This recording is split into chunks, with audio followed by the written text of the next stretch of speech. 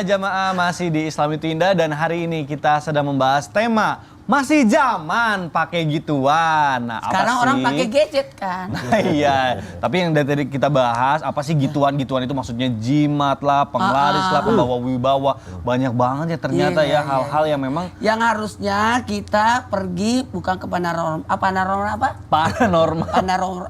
paranormal. Baik. Tapi tapi kita datangnya ke tempat kursus, betul, tempat pelatihan betul. untuk akhlak dan sebagainya. Betul. Nah ini melanjutkan yang tadi nih, biar nggak Apa salah sih? paham. Tadi jamaah mikirnya aku pakai kayak gituan, Ustadz. Iya. Makanya aku mau Emang nanya enggak nih ya? sama apa? Emang enggak? Ya enggak dong. Tapi Saat jam kenapa lagi. Mikdad bisa jago main sinetron, main film Itu kan bioskop? karena kan pengalaman belajar dari guru-guru, Masya Allah. Nah, Ustadz Ahmad Ridwan izin bertanya nih, siap. bagaimana cara taubat bagi orang-orang yang pernah memakai jimat? Nah, karena suka serba salah, katanya dibuang, ada jimat yang bisa balik lagi, serem banget. Dan ada yang juga bilang katanya harus di laut lah, kemana lah. Nah, itu mohon penjelasannya nih guru, supaya kita taubat nih. Baik, izin saya Maulana, Bang Mikdad, Syam. Iya. Bismillah, alhamdulillah, wassalatu wassalamu ala rasulullah wa ba'du. Saya bingung kalau jimat bisa balik lagi, apa dia ngantongin GPS? Iya, makanya. Tahu alamatnya. Jangan-jangan dia dikasih alamat pulang kan gitu. Keren. Gini. Itu mungkin asatirul awalin, cerita-cerita dongeng yang kemudian dihembuskan oleh para dukun tadi itu. Ini kalau kamu buang pun dia akan balik gitu Ya, ya. iya. Nah, pertama saya katakan bahwa barang siapa yang taubat kepada Allah, kaman la dzamba lahu, seperti orang yang nggak pernah punya dosa sebelumnya. Itu dia. Pokoknya pastikan itu dulu. Yang kedua adalah innallaha la yansuru may yansuruh. Allah pasti akan menolong orang yang menolong agamanya. Bagaimana cara menolong agama Allah? Yaitu membersihkan dari hal-hal yang bersifat tadi khurafat, ya takhayulat, itu harus dibersihkan. Nah, yang ketiga adalah apakah ini pernah terjadi di zaman Rasul sallallahu alaihi wasallam? Jawabannya enggak pernah. Jadi kalau pernah ada di zaman Rasulullah, betul sihir tadi apa yang disampaikan oleh guru kita Ustaz Syam, tapi Rasul sallallahu alaihi wasallam menghanguskannya, merusaknya, menghabiskannya. Bagaimana caranya? Ya dibakar, ya dipatahkan, ya dihancurkan. Apakah ada doa bismillah? Ya, bismillah dengan nama Allah. Boleh pakai bismillahilladzi la yadurru ma'asmihi syai'un fil ardi wala fis sama' wa huwa as-sami'ul alim. Atau baca wa qul ja'al haqq wa zahaqal batil innal batila kana zahuqa. Jadi baca ini semua kemudian hancurkan. Kenapa? Karena sesungguhnya itu lemah. Kalaupun dia pernah berkhasiat dalam tanda kutip, karena Allah izinkan dia berkhasiat. Tapi apakah Allah izinkan Allah ridha? Tidak. Allah ingin membuat la yaziduha illa bu'dan. Allah ingin menambah jauh dia daripada hidayah Allah. Nah, ini yang ngeri sekali kan. Maka tatkala ada seorang pemuda di zaman Rasulullah sallallahu alaihi wasallam, Rasulullah lihat dia pakai gelang gitu, min sufrin, dari tembaga atau kuningan, dia Rasul tanya, apa ini? Minal wahina, ini biar menghilangkan apa wahan ya Rasulullah, karena lemah tangannya. Kata Rasulullah, inzaha, lepas nggak? Kata Rasulullah, innaha, sesungguhnya dia la taziduka illa wahnan, nggak akan menambah kepada dirimu kecuali rasa lemes. Kalau mau kuat nge-gym. Oh iya juga sih. Angkat barbel kan gitu kan. Latihan silat kah atau apa, contoh gitu. Jangan di sini Ustaz, nanti di lapangan aja. Baik. Itu ya. Kemudian yang kedua adalah kata Rasulullah SAW, fa innaka in mutta, ini bahayanya ukhrawinya. Kalau kau meninggal dengan tetap memakai benda tersebut, ma aflahta abadan. Kata Rasulullah, kau tidak akan pernah beruntung selamanya. Jadi dua hal tadi Rasulullah sampaikan. Duniawi, kau tetap meyakini itu, maka itu tetap membuatmu lemes. Iya. Nggak berdaya. Makanya saya kalau ngeliat ada orang kayak gitu, gelang sampai ke sini gitu ya, kecuali gelang emas, saya yang lemes. Ngeliatnya. Pengen jual ya?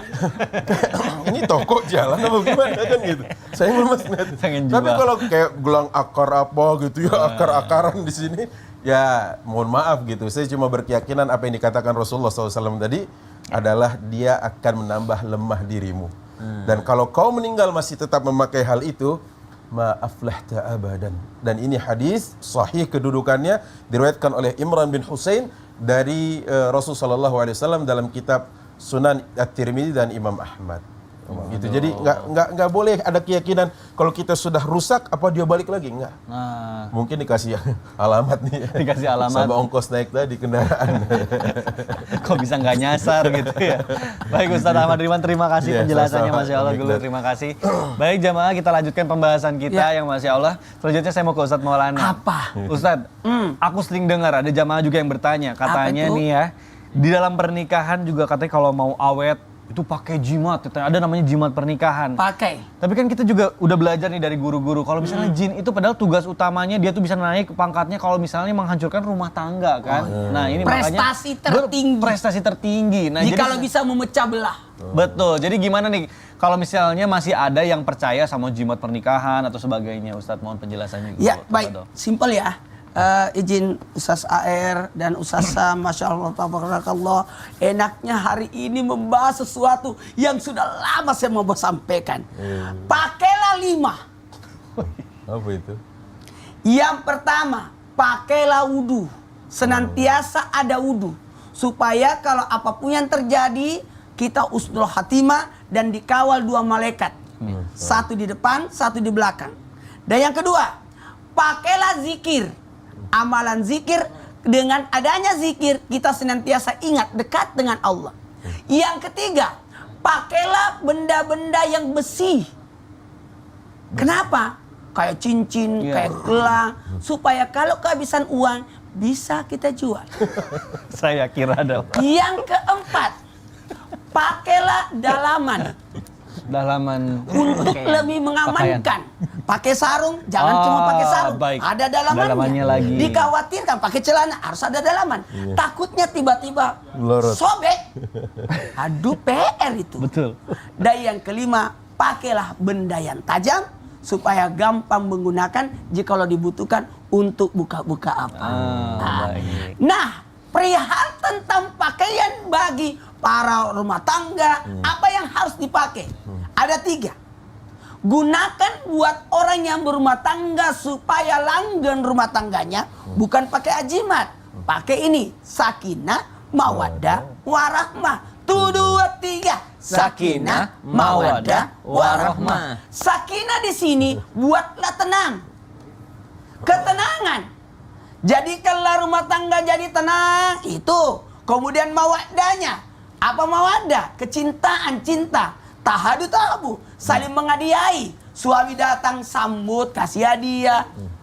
Istri usahakan melayani suami dengan baik. Dan suami jangan lupa engkau memberikan hadiah kepada istrimu, baik hadiah yang tak terduga maupun yang sudah disiapkan. Maharnya, apalagi jatah bulanannya, nafkahnya, kemudian memperbaharui kemesraannya dengan mentraktir, memberikan hadiah dan sebagainya.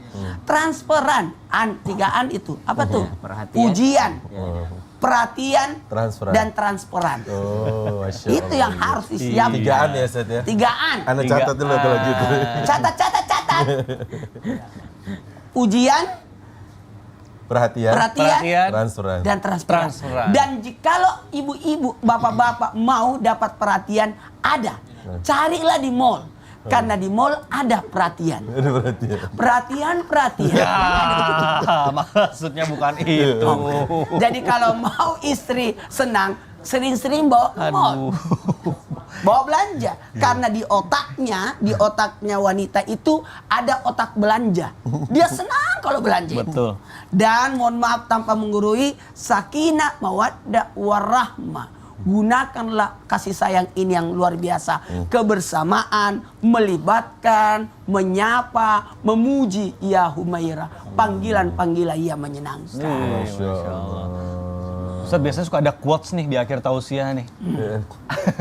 Saya mau kasih quotes. Yes. Rumah tangga mau rukun, jangan kedukun. Juara. Jangan disuruh ulang ya. Iya. Cukup. Kita sudah tepuk Saya lupa. tangan. Rumah tangga mau rukun, jangan kedukun.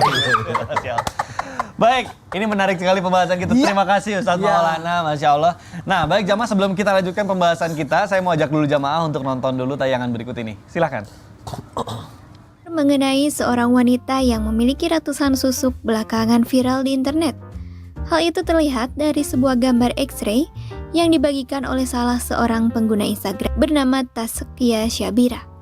Ia mendapat gambar tersebut saat sedang studi kasus dari beberapa jurnal. Salah satu gambar X-ray susuk yang ia dapatkan berasal dari sebuah jurnal medis. Bagus banget giginya. Bukan. Itu kayaknya dimasukin ke dalam anggota tubuhnya gitu. Nah, itu Ustaz Syam, Iya. ini izin bertanya nih, apakah benar ketika seseorang gitu ya menanam jimat di dalam tubuhnya gitu, maka nanti katanya, aduh, nauzubillah min dzalik guys, ketika sakaratul mautnya tuh nanti arwahnya katanya jadi budak iblis, ini benar nggak sih? Nah, ini penjelasannya nih guru nih. Subhanallah. Tafadhol. Baik, bismillahirrahmanirrahim. Tabi guruku Ustaz Maulana, Ustaz Ahmad Ridwan, Mas Mikdad, serta guru-guru kami yang dimuliakan Allah Subhanahu wa taala.